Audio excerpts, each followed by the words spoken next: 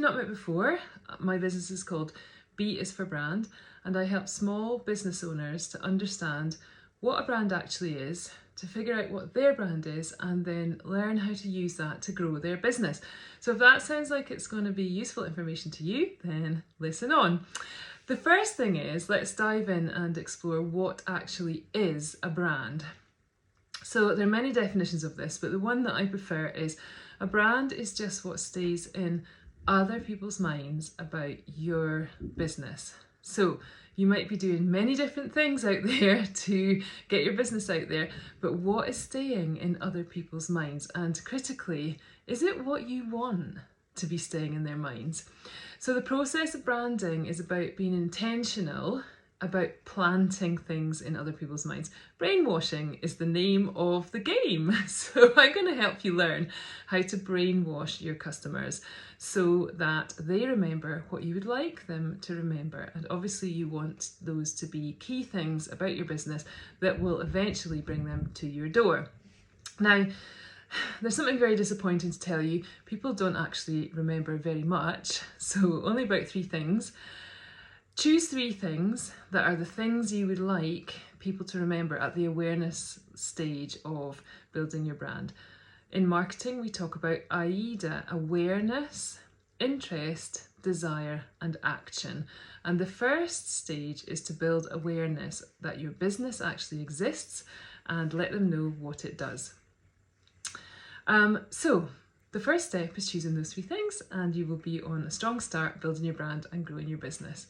So a brand is just what stays in other people's minds about your business. If you don't know what that is, do some research. And if you don't know what you want that to be, it's time to choose those 3 things.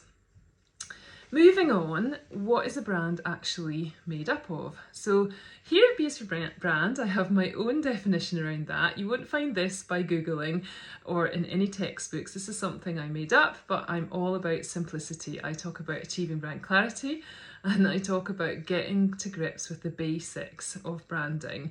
So I try to make things as simple as possible. What I'd like you to remember is that a brand has 3 elements to it. It has a strategy, an image, and an experience. So from this day forth, when you think about brand, always think about strategy, image, and experience being the 3 elements of a brand. And then how do you actually go about controlling your brand? I want you to think about the 4 C's. So here are the 4 C's: clarity, creativity, consistency, and control. So if you are on top of all 4 of those C's, you will be building a strong brand, my friends, and that's what I'm here to help you do. Get clarity, achieve consistency by putting the same thing out there over and over again, use creativity, and have control through setting up rules and guidelines for your brand.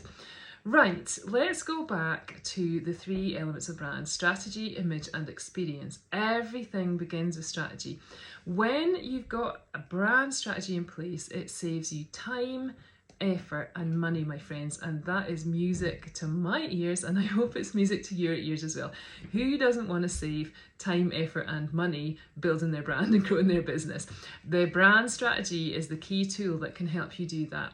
Yes, it's a bit of a pain to sit down and write a strategy, but it is so worth it. The most important benefit that your brand strategy can bring to you is that it makes your decision making about the whole business, not just about your brand and marketing, but it makes your decision making a whole lot easier. Now, I hope you don't mind, but I've got a cup of tea with me today, so I'm going to have a little sip of my tea while I'm chatting away to you, because we're all friends in the connector circle, right? That's my brand colour. So anyway, so what's in a brand strategy? A brand strategy starts with knowing what your business is called. Now that sounds really obvious, doesn't it? But you would be surprised at the businesses I work with that have several different forms of their name. Are you one of them? Are you sure? So know what your brand is called and make sure that that is consistently used as the name of your business.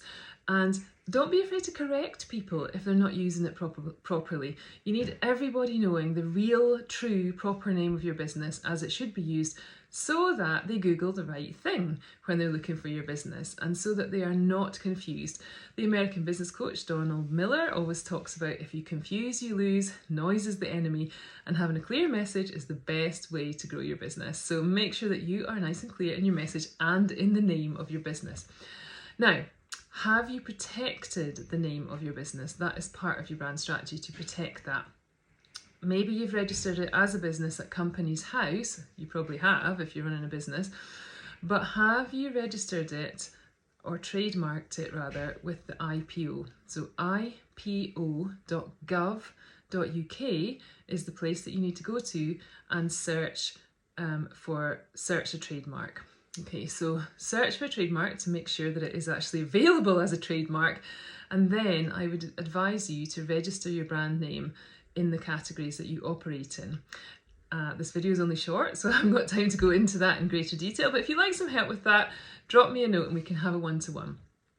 Anyway, moving on, making sure that you've got your assets secured, so you know what the name of your business is, that you've grabbed it everywhere, on your website, on social media, all that kind of thing. Even if you've not got a TikTok account yet, get hold of it just so that it's there when you need it in the future.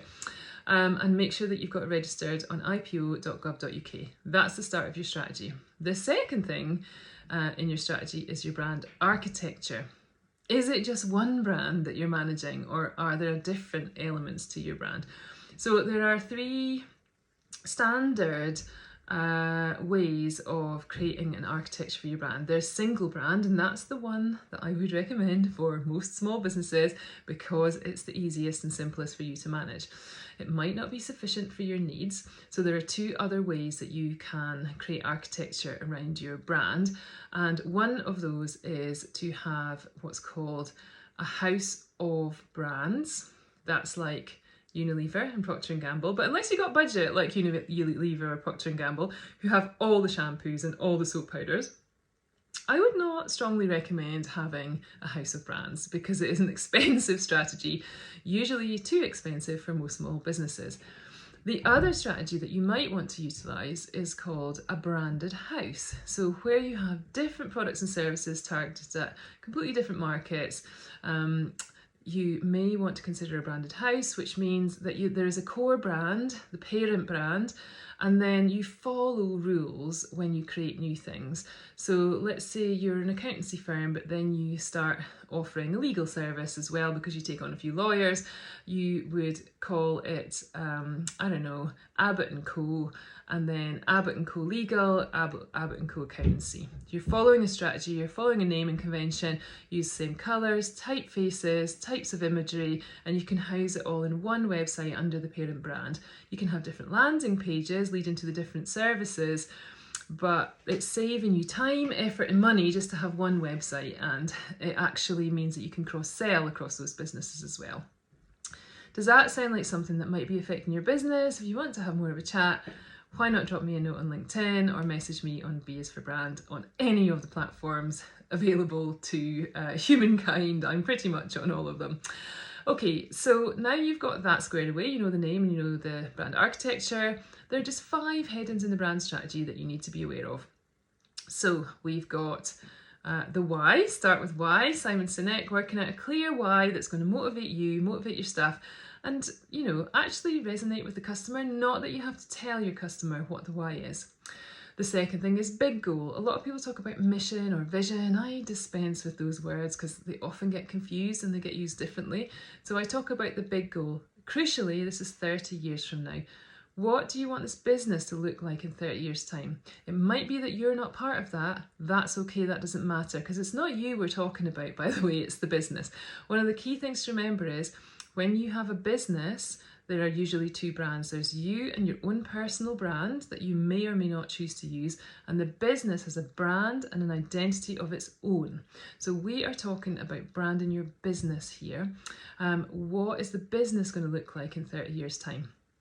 On which subject, a couple of other headings for you in the brand strategy, personality and values. They might be based on your personality and based on your values, but they are owned by the business. So I want you to create a personality label for your business that reflects what it's all about. So it might be explorer or jester or guide or sage or earth mother or guardian or something like that. What feels right for your business? You can Google personalities till the cows come home, or drop me a message saying personality and I will send you the Jung's matrix and you can have a look at that and I can talk you through it if you need any help. Little sip of tea because I've got a scratchy throat. And alongside your personality are your values.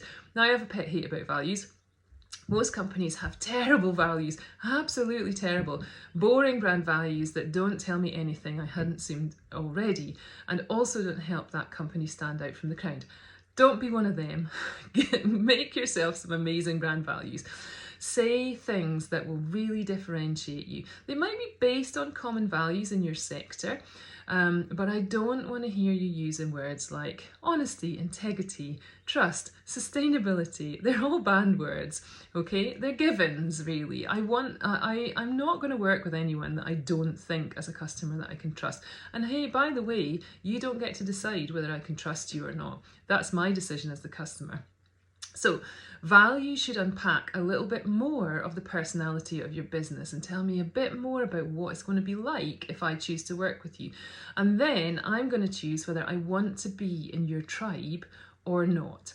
It's helping me to self-select whether I think I'm going to like being your customer. And guess what? It's going to put me off if I'm not the right type of person for you. And that, my friends, is a win-win situation, because we don't want to work with customers who don't get us, who don't share our values, because it's not enjoyable. We've all had those kind of clients. So make sure your brand values help your customer to understand a little bit more about what it's like to work with you. And write them in your tone of voice that reflects your personality, and it all starts to hang together. So write them in a way that is truly and uniquely ownable by you. The golden rule for values is you should not be able to find any company on the planet that has written their values the same way as you. And that, my friends, will differentiate you. It will make you stand out from the crowd, and it'll make you have a business that is really, really building a strong brand. The final piece of the puzzle in the brand strategy is the letter to yourself. A lot of people call this a vision, but I call it the letter to yourself. This is talking about the next 3 years, 4 years, 5 years, however far in the future you think you can project. Future you from 3 years hence writes to you now and tells you how amazing you are, tells you all the wonderful things you've done based on your business plan, but crucially tells you how that makes you feel when you achieve those things.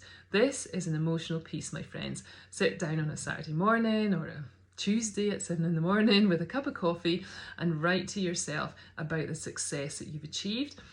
Tell yourself about awards you've won, tell yourself about key milestones in the business, tell yourself about the amazing headlines in the paper, the brilliant things that clients said, and crucially, how all of that made you feel and how you were making your customers feel as well. That helps to bring your business plan to life, and it really helps to add some emotion, and branding is all about emotion, and you are much more likely to achieve your business ambitions if you write a letter to yourself in that style. And that, my friends, is how you put together a brand strategy. I have talked for long enough now, and I wanted to finish on 10, but I think it's going to be a 15-minute video. So thanks for joining me. I hope you found that useful. If you would like some help with those kind of things, then don't hesitate to get in touch, just for a free one-to-one as a fellow Circle Networks member, as a connector, because you know what, friendship fuels business, and I love working with all my pals at Circle. So drop me a note or shout out to me on LinkedIn, or just send me a WhatsApp, or Slack, because we're now using the Slack channel. Anyway, it's been lovely talking to you. I hope you found that information useful, and I hope that you have a fantastic day, whatever you're doing today. Take care. Bye for now.